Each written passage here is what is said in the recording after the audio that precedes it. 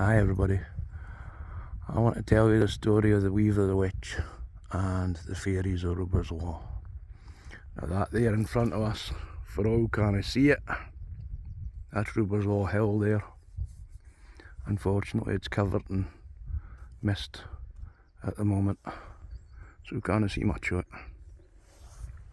Now there once was an older shepherd, poor man, lived with his daughter on the other side of the hill there, the desert side of the hill.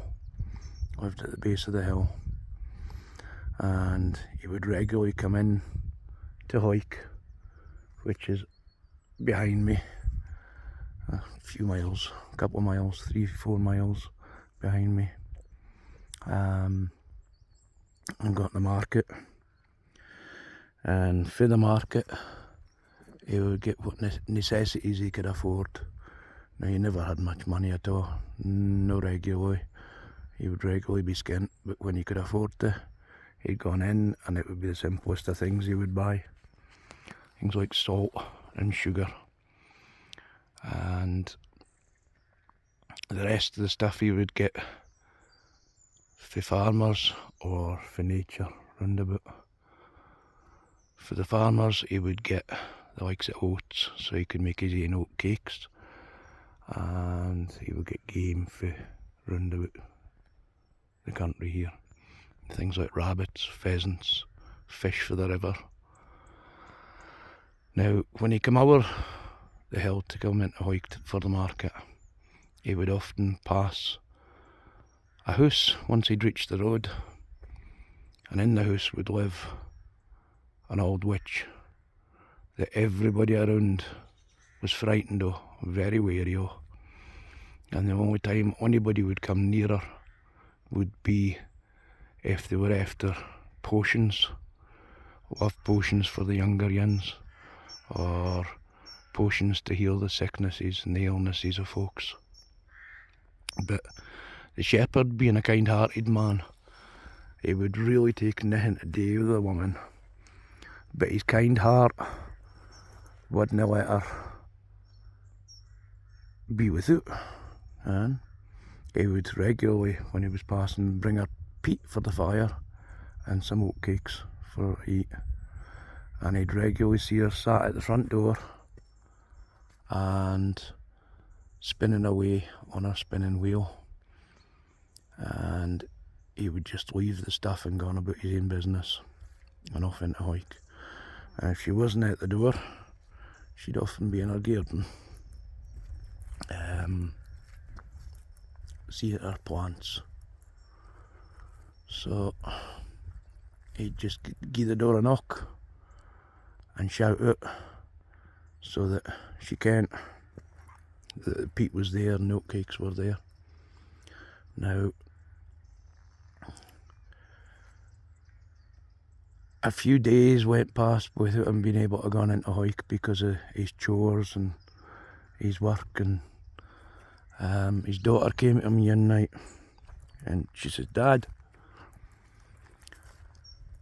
I've passed that witch's house 3 days in a row now, and out of the 3 days she's never had any smoke coming for the chimney.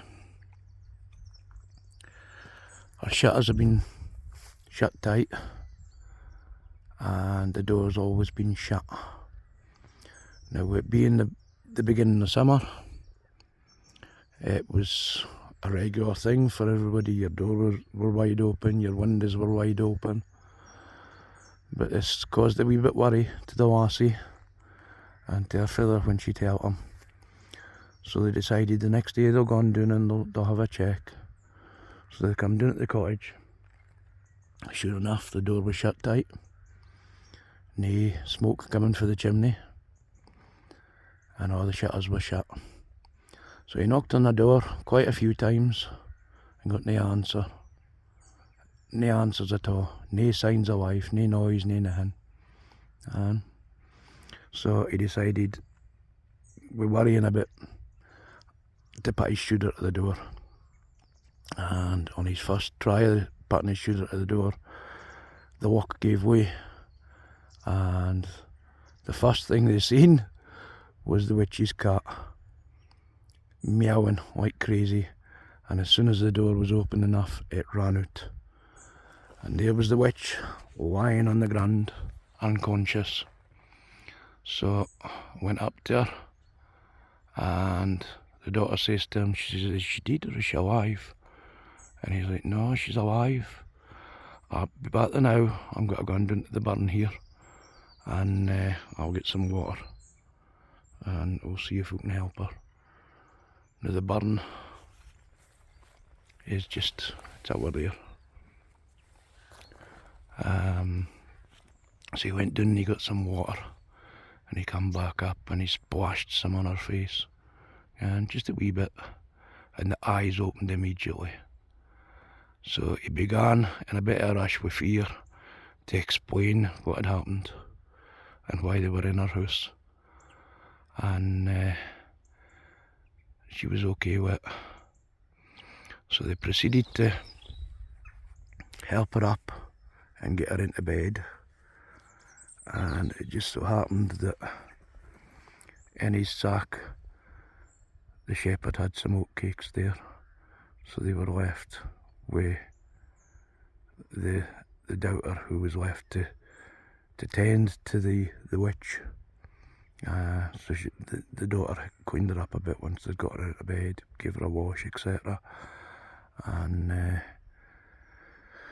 the shepherd had set about lighting a fire, etc., getting some heat back into the house. Now, every day after that, they would go on down to the witch's cottage twice a day, and they would make sure the fire was lit. The fire was seen to twice a day, and the daughter would feed the witch. And after 7 days of this, they come down in the morning, and the witch was sitting there at the front door with a spinning wheel, and they were fair pleased. He made a quick recovery, very quick recovery. So they were about to go on their way, and the witch says to them, she says to the lassie anyway, she says, I want you to come to me every day. She says, I'm no strong enough to do my weaving yet, so I want you to help me. So they were a bit upset about it, and the witch says, look, you've helped me without me asking you to, and now that I'm asking you for a wee bit help, you're off backwards with it, you know. So they spoke a wee bit, and the daughter and the feather decided, right, we'll do this. So the daughter come down every day, and with the witch's instructions, she set about weaving. Now the witch was sitting spinning her wool, and it was the brightest of colours, and the bright green, bright blue, and through the green and the blue in the weave was the brightest of yellows that you've ever seen. So it took several weeks for the weave to be done, but during the weave the witch would sit and she would sing or chant, and she'd do it the whole time the weave was going on. Eventually the daughter got onto the tune that the witch was chanting or singing, and she would start doing it herself. Now towards the end of autumn, maybe the middle of autumn, the shawl that had been made was finished, and the very last job, the witch says to her, now what I want you to do is lay it out flat. So she did, and she took it She said, take it by the corner. She said, and I want you to weave in a wee pocket there, using the corner to do so, enough so that a lamb can be carried. And so she did that.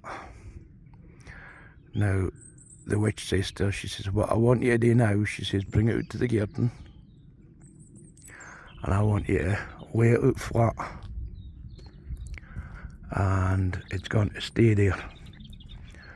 And for 3 days and 3 nights, it'll stay there. And over the 3 days and 3 nights, there'll be rain, followed by sunshine, and followed by rain. And she says that'll finish the cloth off. It'll weather it and make it the warmest of shawls that's ever been. And what I want you to do, she says, is I want you to come back on the morning of the very first frost. So the daughter went away, and sure enough, just like the witch had said, there was 3 days and 3 nights of rain and sunshine, rain and sunshine, rain and sunshine. And right at the end of autumn, the first frost came. So the daughter did as she was asked. She went back, and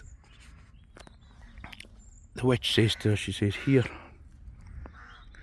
this shawl now belongs to you. And the daughter says, I can't take this. I reckon what to do with it. And so the witch says to her, look, you've been filled with kindness for me, and this is the very least I can do for you. So I want you to take this shawl and do whatever you want to it. So the daughter went away, and she knew what she was going to do with it immediately. You know, the thought went through her head, she could take it into Hoyk Market, and she wouldn't just get pennies for it, she'd get silver. But she wasn't going to do that with it. She took it home and she gave it to her father. So her father took his old shawl and made his way into Hoyk with the old shawl tucked under his arm, and this brand new bright coloured shawl that was fit enough for a laird or a rich farmer, our his shooters. He'd never felt the warmth of such a thing in a long, long time. And he set about coming over the hill to Hoyk to sell the shawl. And on his way over the hill, he heard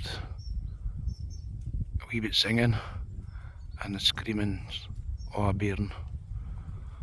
And he got a bit nosy and went to investigate. And he came across a family of fairies on the hill here, and a brand new born baby lying totally naked went in. Now, you know, the fairies asked him, she says, can you help her? We need something to cover the bairn with. And the farmer, he thought about it, he thought about the money he could possibly get for the shawl that he had under his arm. And he thought about giving them that. But being the kind-hearted man he was, he took the brand new shawl off his shoulders and gave it to them. And he put it on his shoulders, put the old shawl over his shoulders, and went home. And then his daughter asked, and he told her. Anyway, some time went by, and the shepherd managed to collect some more pennies and he made his way over the hill and into Hoyk, and set about trying to find if he could buy a new ewe for his flock. And he got the necessities he needed for the house, like the salt, the sugar, whatever else he could, and he didn't have many pennies left. And it was towards the end of the day when he bumped into a farmer, and the farmer had 3 or 4 ewes that he wanted to be rid of. So he asked the shepherd, he says, "You want to buy some?" And the shepherd said, "I'd love to, but I can't afford them." And the farmer basically says to him, he says, "What have you got?" So the shepherd showed him what money he had, and he says, "Here, take them. I doubt I'll take them home with me." So they exchanged the money for the ewes, and the shepherd went home. And for that day onwards, the shepherd's flock grew,